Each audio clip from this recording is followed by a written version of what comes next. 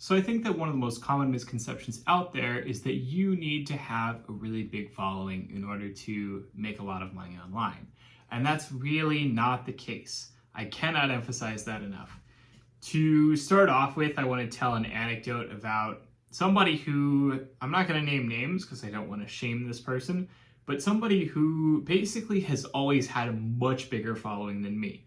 This person started out a little bit earlier than I did in the fitness industry, the online training space, and he has always had a significantly larger following than me. I would say easily like 5-10 times as many followers as I have, potentially a lot more. And this person has always been somebody that I assumed was making a lot of money. But then I kept hearing just like these really vague like bits and pieces here and there that didn't make sense. Like there was one point where he had some kind of tweet where he was like mad at a specific company and he was like, yeah, like you're raising your prices from like this thing to this thing, and like that amount of money is enough to kill a small business like mine.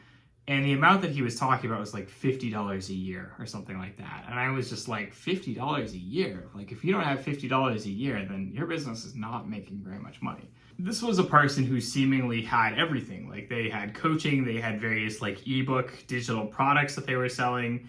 They had like physical goods as well. I was like, surely this person is doing well. Like look at all the stuff that they're selling. They have a pretty cool brand. They have a lot of followers. Surely they must be making a decent amount of money. And apparently he just wasn't. Like he just was not making any money.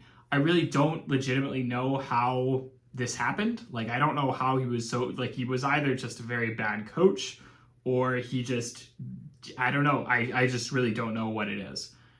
But this person eventually had to sort of sell his brand. Essentially, he eventually ended up selling his social media accounts to somebody else who took them over, who basically took the brand off of him, started, I assume, monetizing it, and, probably does, better than he did, I'm sure. But yeah, it's very bizarre. Like it was something where I had always assumed that this person was making a lot of money, and ultimately he had to bow out of the fitness industry altogether and moved into a different industry because he just didn't make any money. Apparently he was not making any money off of the various things that he was selling. And again, this person has a significantly larger following than me.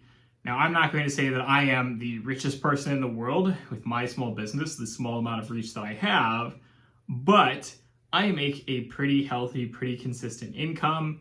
I'm not going to name specific figures, but I do pretty well for myself, right?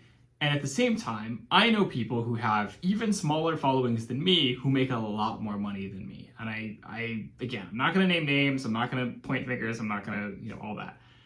But the point is, there's not necessarily a correlation between like how many followers you have, how much it seems like you're doing well, and how much money you're actually making. Now, of course, looking over the fact that there are a lot of people who are probably doing some amount of faking it. So they are, purchasing social media followers that are fake. But, typically if you do that, you're not going to get very much engagement. And so if you don't have very much engagement, it's very easy to see those people who have paid for fake followers. I'm even talking about people who clearly have a big following that is real, that is organic, that does get a lot of engagement, but then clearly these people are, not making any money running this site, running this brand, this account, whatever you call it. And I think that it does have a lot to do with basically just the kind of content you're making, the kind of business that you're running, and like the kinds of people that you're interacting with. So when you talk about somebody who has a large following, then they can monetize via advertising, things like YouTube advertising, Twitch advertising, etc.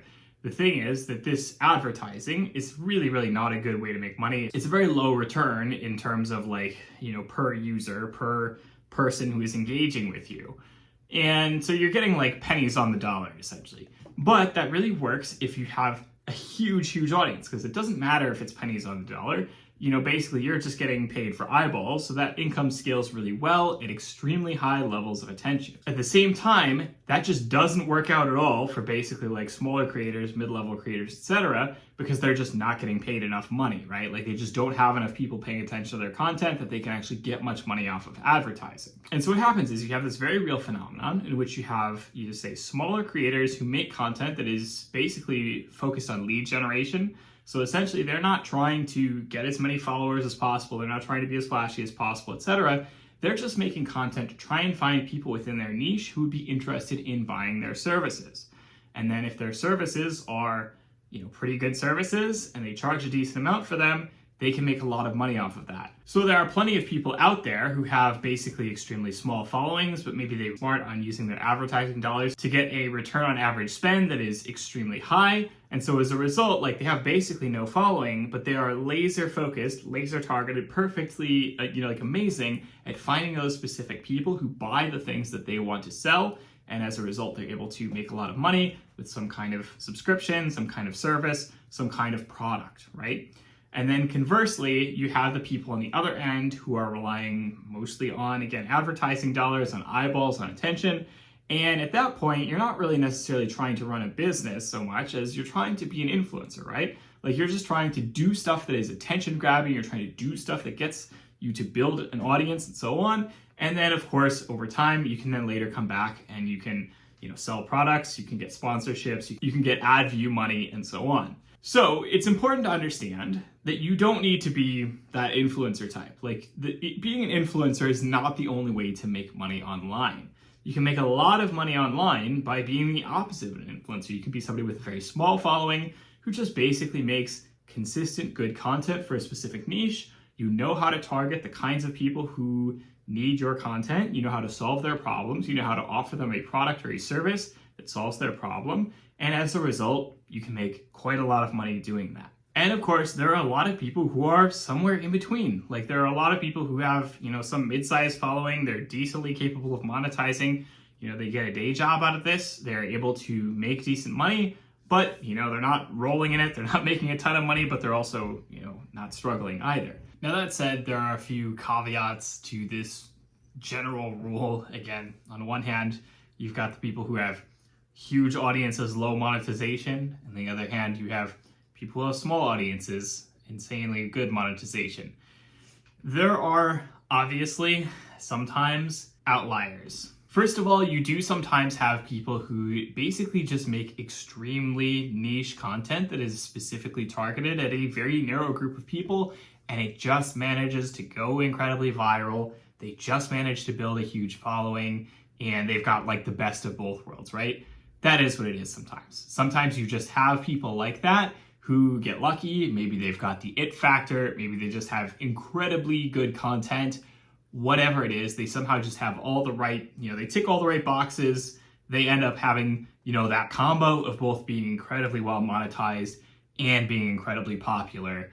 And, again, generally making more niche content. There's also some limitations in terms of how low you can go.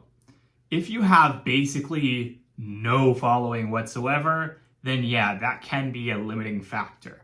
If you are, say, a genius at running ads and, you're starting out with an account that has no followers and you're trying to run ads off of a no follower account, people are going to click through on that account. They're going to see that it has no followers and they're going to be okay, who is this guy? He's a nobody, right? There are limits to how low you can go. You do need to have a certain baseline level of a following before people will start to treat you seriously. Luckily, that's all stuff that can be built up, You just work at it for a while, you will generally start to accrue some amount of followership. You can do things like run Facebook ads to focus on getting followers and getting engagement for a little while, and then switch over to running ads specifically to find your target customers, right? There are limits, but there are also ways around it. So I think the more accurate thing to say would be that you do need to have some kind of baseline minimum level of a following in order to really be able to really break out eventually. But after that point, your goal should not necessarily be to just focus on trying to go as viral as possible, to get as many followers as possible. Depending on your niche, depending on the kind of content you make, depending on the kind of business that you have, the kind of services that you sell, in fact, it may actually be a detriment to have a crap ton of followers because you're wasting a lot of time making a specific kind of content for a specific kind of person who wants a very specific thing, and they may or not, again, really be the kind of people who are going to monetize well in the long run. They may or may not really be the kinds of people who want to come back and actually pay for your services. I have talked with a lot of fitness coaches in the past. I've seen, for example, some of them who are oh yeah, I could make this huge following on Instagram by posting this specific kind of content, and it worked really well. I got a lot of followers, etc. But then when it came time to try and push my coaching services, basically there were 0 clicks. Like none of the people were interested because it was just an entirely different audience than what I was used to elsewhere, and they were just not interested in my coaching, right? So it can be a detriment in many ways to try and become super viral, to try and be like a super big name when your goal is not necessarily to be a viral influencer type person, it's just to find customers, right? So I hope that this encourages you to really get started today.